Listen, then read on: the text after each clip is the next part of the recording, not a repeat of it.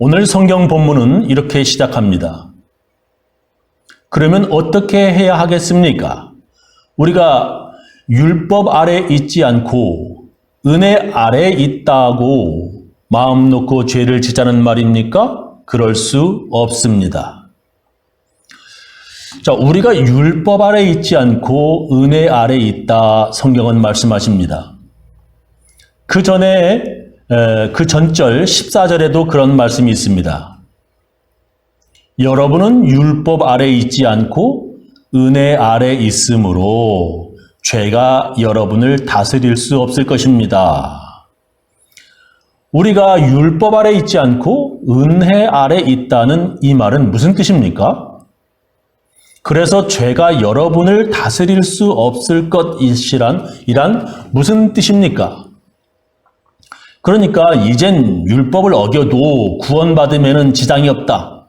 즉 11조를 어겨도 구원받는다. 우리는 믿음으로 구원받는 것이지 11조 한다고 구원받는 것이 아니다.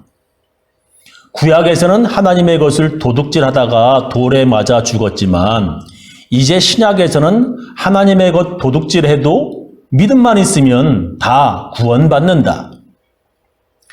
이제 우리는 율법이 아니라 오직 믿음으로 구원받는다. 그래서 율법을 어겨도 죄가 우리를 다스릴 수 없다. 즉 이젠 율법 어기는 것 이거 죄도 안 된다. 그러니까 죄를 지어도 걱정하지 말고 마음 놓고 죄를 짓자고? 그럴 수 없다는 말씀입니다.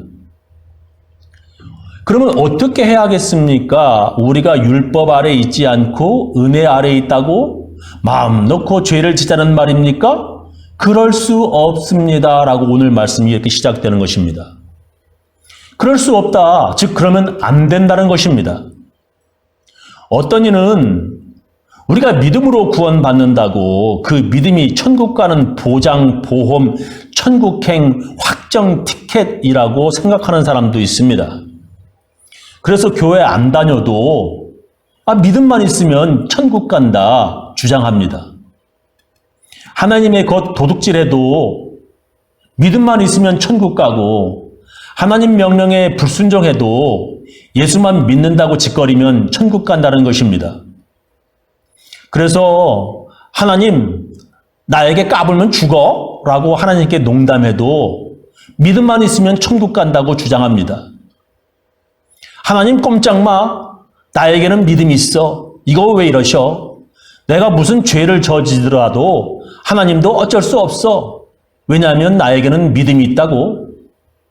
이거 말도 안 되는 소리입니다. 믿음이 무슨 천국 확정 평생 보장 보험이 된다는 것입니까? 그럴 수 없다는 것입니다. 성경은 아주 확실하게 그럴 수 없다고 말씀하십니다. 왜냐하면 그 믿음이라고 하는 것이 변할 수도 있기 때문입니다. 사람도 변하고 그 믿음도 변할 수 있기 때문입니다. 전에는 그 믿음이 뜨거웠는데도 오늘은 미지근할 수도 있기 때문입니다. 요한계시록 3장 15절 말씀 보면 나는 네 행위를 안다. 너는 차지도 않고 뜨겁지도 않다. 네가 차든지 뜨겁든지 하면 좋겠다. 네가 이렇게 미지근하여 뜨겁지도 않고 차갑지도 않으니 나는 너를 내 입에서 뱉어버리겠다 말씀하십니다. 성경은 미지근한 사람, 믿음이 있는지 없는지, 교회 다니는지 안 다니는지 아무런 열정도 없는 미지근한 믿음의 사람들을 크리스천이라고 인정하지 않습니다. 한 발은 세상에, 한 발은 교회에, 가끔 그리고 아주 간혹 예수 믿는 척하는 사람들을 성경은 크리스천이라고 인정하지 않습니다. 만약에 그렇게 미지근해도 예수 믿는 사람이라고 성경이 인정해 주셨다면 예수님은 이 땅에 교회를 세우시지 않으셨을 것입니다. 그렇게 미지근하게 예수 믿어도 되었더라면 이 땅에 예수 믿는다고 순교당하는 사람들은 아마 없었을 것입니다. 아무도 모르게 집에서 혼자 문 꼭 닫고 예수 믿는다고 그것도 마음속으로 고백만 해도 모두 크리스천이라고 성경이 인정해 주셨다면 아마 순교당하는 사람은 결코 없었을 것입니다.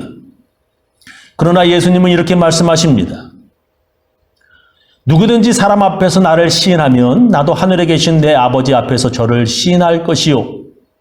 누구든지 사람 앞에서 나를 부인하면 나도 하늘에 계신 내 아버지 앞에서 저를 부인하리라 말씀하셨습니다. 아무도 모르게 마음속으로 시인하는 것이 아니라 사람들 앞에서 시인하는 것이 진짜 믿음입니다.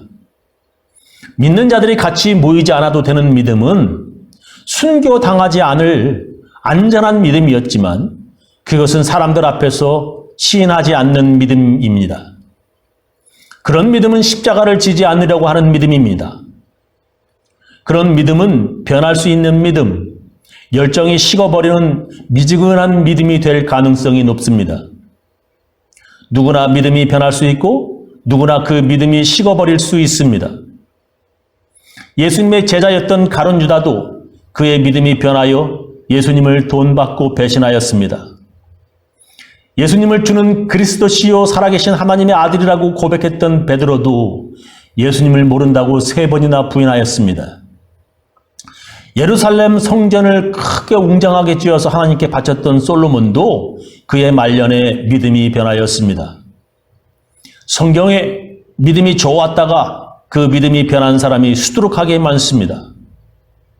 입만 열었다 하면 목사도 가르칠 정도로 아주 믿음이 많은 척하지만 그의 삶과 열매를 보면 영 아닌 사람, 위선적인 크리스천들도 있습니다.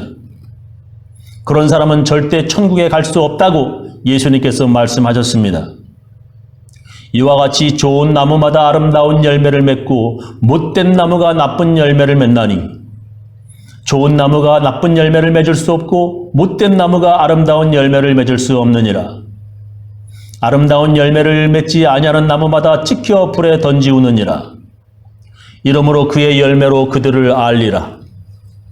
나더러 주여 주여 하는 자마다 천국에 다 들어갈 것이 아니요 다만 하늘에 계신 내 아버지의 뜻대로 행하는 자라야 들어가리라.